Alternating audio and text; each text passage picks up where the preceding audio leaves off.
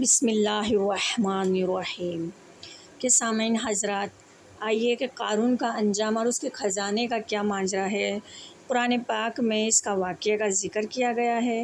جیسا کہ قارون حضرت موسیٰ علیہ السلام کے چچا یسرا کا بیٹا تھا، بہت ہی شکیل اور خوبصورت آدمی تھا، اسی لیے لوگ اس کے حسن و جمال سے متاثر ہو کر اسے منور کہا کرتے تھے۔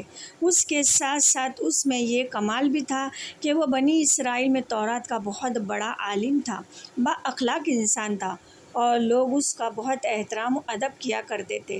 لیکن بے شمار دولت اس کے ہاتھ آتے ہی اس کی حالت میں ایک دم بدلاؤ آ گیا اور سامری کی طرف منافق ہو کر حضرت موسیٰ علیہ السلام کا بڑا دشمن ہو گیا اور اعلیٰ درجے کا تکبر کرنے والا ہو گیا۔ جب زکوٰۃ کا حکم نازل ہوا تو اس نے حضرت موسیٰ علیہ السلام سے عہد کیا کہ وہ اپنے تمام مالوں میں سے 1/1000واں حصہ زکوٰۃ نکال کر دے گا، مگر جب اس نے مالوں کا حساب لگایا تو ایک بہت بڑی رقم زکوٰۃ نکلی۔ یہ دیکھ کر اس پر ایک دم حرص اور بخل سوار ہو گیا اور نہ صرف زکوٰۃ کا منکر ہوا بلکہ عام طور پر بنی اسرائیل کو بہکانے لگا اور کہنے لگا کہ حضرت موسیٰ علیہ السلام تمہارے مال کو لینا چاہتے ہیں، یہاں تک کہ حضرت موسیٰ علیہ السلام سے لوگوں سے یہ کہنے لگا اور ان کے ساتھ مل کر گندی چال چلا کہ ایک عورت کو بہت زیادہ مال و دولت دے کر یہ کہنے کے لیے آمادہ کیا کہ آپ پر بدکاری کا الزام لگا دے۔ چنانچہ اس وقت جب حضرت موسیٰ علیہ السلام وعظ فرما رہے تھے، قارون نے آپ کو ٹوکا کہ فلاں عورت سے آپ نے بدکاری کی ہے۔ حضرت موسیٰ علیہ السلام نے فرمایا، اس عورت کو میرے سامنے لاؤ۔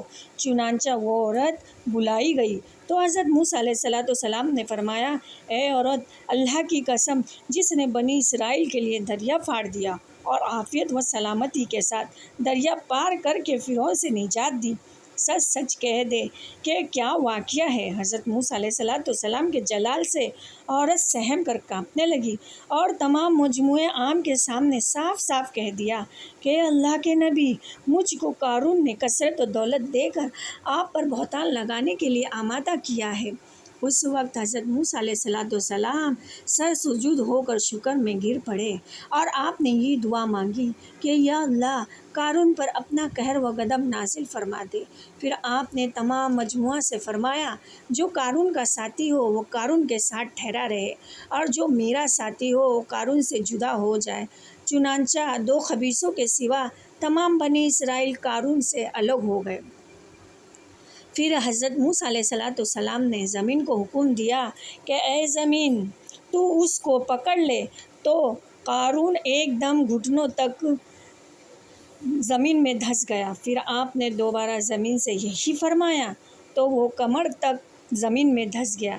یہ دیکھ کر قارون رونے اور بلبلانے لگا اور قرابت اور رشتہ داری کا واسطہ دینے لگا، مگر آپ نے کوئی اتفاق نہ فرمایا، یہاں تک کہ وہ بالکل زمین میں دھنس گیا۔ 2 منحوس آدمی جو قارون کے ساتھی ہوئے تھے لوگوں سے کہنے لگے، حضرت موسیٰ علیہ السلام نے قارون کو اس لیے دھنسا دیا کہ تاکہ قارون کے ایک مکان اور اس کے خزانوں پر خود قبضہ کر لے۔ تو آپ نے اللہ تعالیٰ سے دعا مانگی، قارون کا مکان اور خزانہ بھی زمین میں دھنسا دیا جائے۔ چنانچہ قارون کا مکان جو سونے کا تھا اور اس کا سارا خزانہ بھی زمین میں دھنسا دیا گیا۔ اس کو قرآن کی زبان میں الحمدللہ اللہ تبارک و تعالیٰ نے ارشاد فرمایا ہے، ہم نے قارون کو اتنے خزانے دیے تھے کہ ان خزانوں کی کنجیاں ایک مضبوط اور طاقتور جماعت بھی بامشکل اٹھا سکتی تھی۔ اور یہ ترجمہ اور یہ واقعہ آپ کو پارہ نمبر 20 اور آیت ہے قصص میں آپ کو یہ واقعہ مل جائے گا۔ کہ ناظرین حضرات، بتانے کا مقصد یہ ہے سامعین کہ ہم میں تکبر اللہ تبارک و تعالیٰ کہیں سے نہیں لائے، کہ ہمارے چینل کو سبسکرائب کیجئے، لائک کیجئے، شیئر کیجئے اور اسلام کے میسیج آگے تک دوسروں تک پہنچائیے۔